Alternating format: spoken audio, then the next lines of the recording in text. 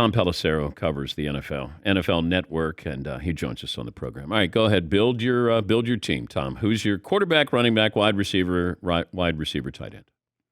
Well, Dan, I first want to say when I initially saw that list, I'm wondering, are we playing with 10 men on offense? Because I'm pretty sure you get either a third receiver, a second tight end, a fullback. So we really could add one, a flex spot, if you will. My list is not that different. I think it has to be Tom Brady at quarterback, just based upon the history and 7 championships. I think it's got to be, running back is the hardest one for me. I would lean toward Barry Sanders because of what he did in the amount of time that he did it. Jim Brown's before my time. Emmitt Smith, Walter Payton are in that conversation. I'd say it's Barry.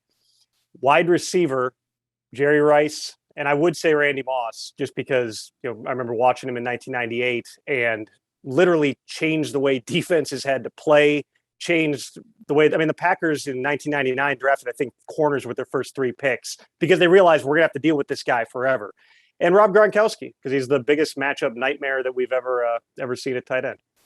Yeah, I don't know if they're, you can have favorites. Fritzy's a Bronco fan, so he puts in John Elway or puts in Shannon Sharp.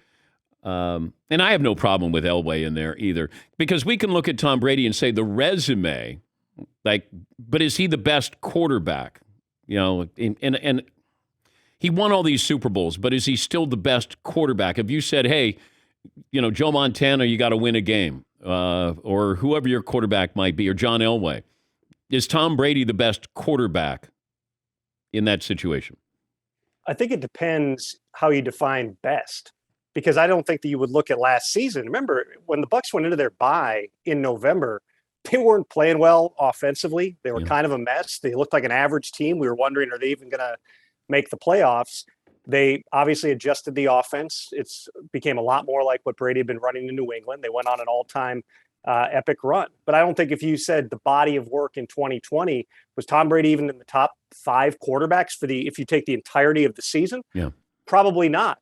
But there's more to playing quarterback than just being able to make unbelievable throws or run like Lamar Jackson or, the freaky things you can do with your arm like Patrick Mahomes. I think that you have to look at it is the intangibles. It is the leadership that you bring to the position. It's the consistency over a great number of years that Tom Brady has shown. We can always go back to, let's say 8 years ago, where there was a stretch of about a decade where the Patriots didn't win a Super Bowl. And there were times where it was raised, when they start out off to a bad start, and how much longer does Tom have? And the guy goes and wins several more championships. We've never seen anything like that. And just the one driving force between those titles is Tom Brady, even going to a new building last year in Tampa, having COVID, no off season, just kind of rolling out there, completely changed the culture of the team. And they won a Super Bowl against what I would say would be all odds based on how they were playing just a couple months before the championship game. Tom Pelissero, NFL Network reporter, and Thursday Night Football continues this week. Jets Colts, that's on Fox, NFL Network, and Amazon Prime Video. I was wondering if I gave Sean Payton a do-over, given the Michael Thomas news that he's now out for the year. Would they have made a run at Odell Beckham? Or should they have brought in maybe Teddy Bridgewater, tried to see if the Broncos were willing to trade him and pay part of that salary? The Saints didn't do anything. How surprising was that? Well, they tried. The Saints were actively involved on talks for wide receivers, in particular. Darius Slayton was one. At some point, there may have been a conversation about Odell Beckham Jr. too. The issue with the conversations yesterday, and obviously they were sparked by Odell Beckham Sr. and LeBron James saying various things about freeing Odell from Cleveland. There was no way that the Browns could trade that contract. And it was too late to eat money like the Broncos did with Von Miller. So Beckham's due $14.5 million this year in base salary. Almost the entire thing's fully guaranteed. A new team, Saints or otherwise, would have had to take on $8.5 million. There's nobody in the league who is trying to take on any salary hardly, much less take on that amount of money for a guy who just hasn't been that productive. If you and our research people pulled up these numbers yesterday, Baker Mayfield, his passer rating is 20 points lower this season throwing to Odell versus anybody else. And Baker Mayfield has the lowest passer rating to Odell Beckham Jr., the lowest passer rating for a duo of anybody in the league going back to 2019 with at least 100 attempts. Those two, for whatever reason, and obviously there's a throw in Minnesota, Baker just misses Odell. Could be a game-winning play, could change the entire tenor of the conversation. For whatever reason, those two have never clicked. 3 years, the chemistry is not there. That contract just isn't tradable for a guy who's got, 17 catches, no touchdowns this season. And frankly, if Odell had not had a contract guarantee kick in while he was still rehabbing from his ACL, he probably wouldn't even be on the Browns this season. Yeah, it's just weird that, people keep bringing up Odell Beckham and, he brings about clicks. When you talk about Odell Beckham and Baker Mayfield, it's clicks. Therefore, he's overexposed and right now overrated, but I can still watch a game and I don't hear his name called, Tom. Like, this is a guy that I'm being told, he's generational talent. Is this design? Is it how do you have a lack of chemistry, communication, or whatever it is with somebody that great that somehow you're not on the same page with him? Well, that's the real question, because these guys have had, even though Odell's had some injuries, obviously the ACL last year, he was limited through the course of training camp. They've had a lot of time on task together. And for whatever reason, it has not clicked. Now, Odell has had, I think, 34 targets this season. He's had 17 catches, so that's 50%, which, again, not a very good number. He's dropped a couple passes. He had opportunities on fourth down a couple of weeks ago. Didn't haul him in. He's playing with a significant shoulder injury right now, too, which you have to evaluate as part of the conversation. I go back to training camp this year, and at that time, Odell was not doing team drills yet. This is like halfway through training camp. But you stand there on the sideline and you watch him, and the quick twitch that he has to him, how fast he is, how agile he is, and you still go, how is this guy not one of the best receivers in the NFL? And it's certainly possible in another system or with a different quarterback. There might be more opportunities out there for him, but right now he's playing in an offense in Cleveland that has been, since Kevin Stefanski got there, really, really productive. Centers around the run game, Nick Chubb, and when he's healthy, Kareem Hunt. The passing game in some regards comes second, so he's never going to get, it's not going to be the Ben McAdoo Giants offense where basically they made the playoffs that year because they threw it to him 20 times a game and just were like, Odell, try to make something happen because we got nothing else going on. It's never going to be like that in Cleveland. Odell, I'm sure in his mind, and I haven't spoken to him about it, but I would guess he still believes he's one of the best receivers in the NFL. He could put up those monster numbers. The offense isn't really geared to do that, but when you get the opportunities, you have to find a way to connect, and Baker and Odell haven't done that. I was told yesterday by a source that Denver is loading up for Aaron Rodgers, that they know that the Packers like draft picks. They don't go the free agent market very often, that they're going to load up if he's going to be available there. And that's why when you trade Von Miller, pick up his salary, but you're getting a second and third round pick, we got to have a nice gift offering to the Packers to get Aaron Rodgers. What do you think of that philosophy by Denver?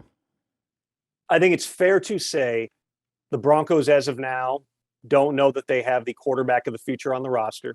Teddy Bridgewater coming in from Carolina, I think, for a 6th-round pick, beats out Drew Lock, former second-rounder. It's fair to say you're not committed to either of those guys as your long-term quarterback. So whether it's Aaron Rodgers or something else, the Broncos absolutely are loaded up on capital to have the flexibility to go out and get a quarterback. They've been connected to Aaron Rodgers. He was the MVP of the NFL last season. He's playing at a really high level now. Aaron told people going back into the offseason with all the drama that Denver was a place that he wanted to be.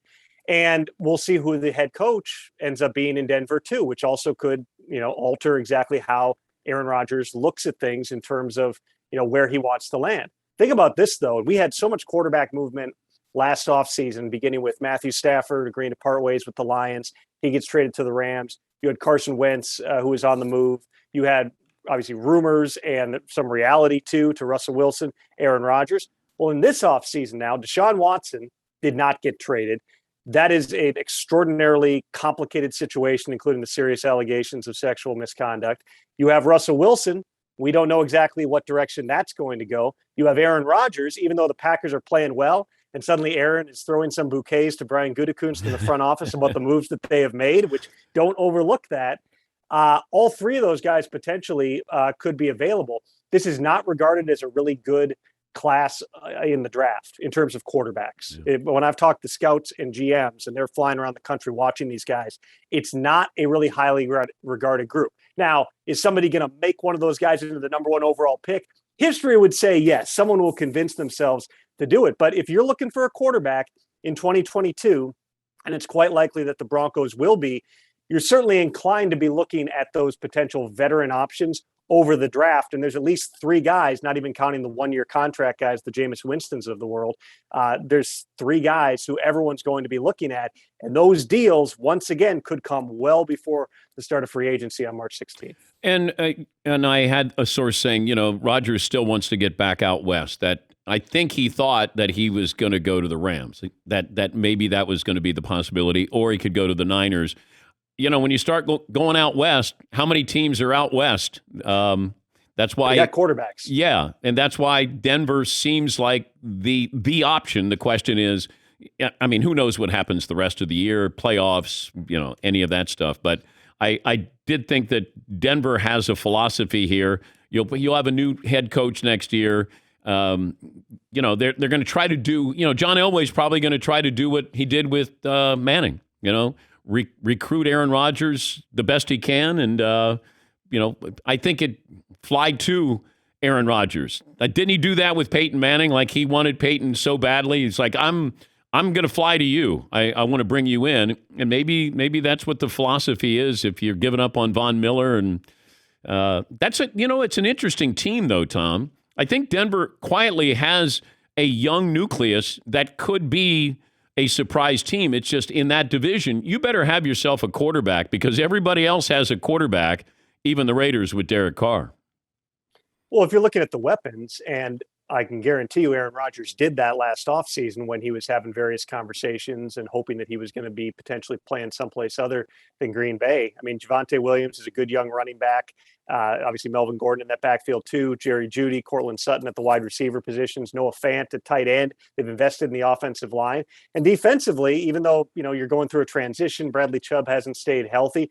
You got Patrick Surtain, who looks like a really good young corner. Yeah, there's absolutely some building blocks.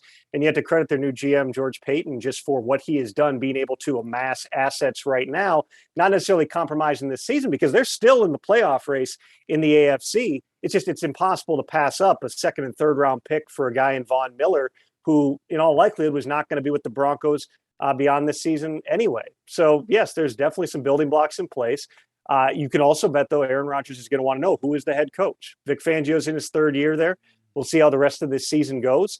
If there's somebody that Aaron Rodgers likes who lands that job or a different job, that certainly could influence his thinking. And at some point, Aaron Rodgers, too, remember, he's still under contract for 2022. So there's a conversation that's going to take place after this season. And we'll see what direction it goes. Even if they win the Super Bowl, that does not necessarily guarantee everything is kumbaya and Aaron Rodgers wants to stay there. Yeah. So we'll see exactly how this entire thing plays out. But at that point, the Packers, if Aaron Rodgers says, listen, even though we won big or we didn't win big, whatever it is, I still want out, the Packers will have two options. One is to say, Aaron, you got 1 year left on on your contract. We're going to make you play that out, and then you can walk in free agency.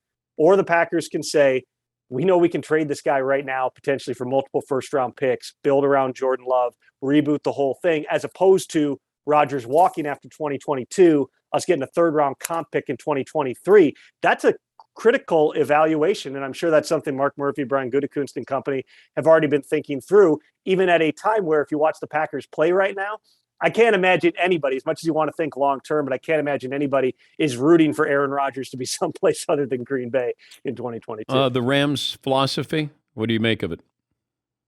It's fascinating. In fact, I was talking with a GM about this yesterday who said, he thought what they're doing is pretty cool because nobody's done this. This is breaking the mold of the last 20 years of roster building in terms of giving up virtually all your draft picks next year. And listen, they could still get comp picks in returns. You look at some of those things. If Vaughn walks, for instance, after this season, you give up a second and third to Denver. Well, you get a third back. It's out in 2023, but you get that back if Vaughn signs elsewhere, potentially in free agency.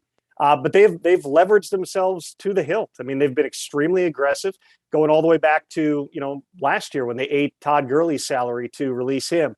They had to find a taker for Jared Goff, and they gave up multiple ones to get Matthew Stafford out to LA. Now you give up 2 more draft picks. You got virtually no draft capital in 2022, but they're going for it. They're in a competitive market in LA.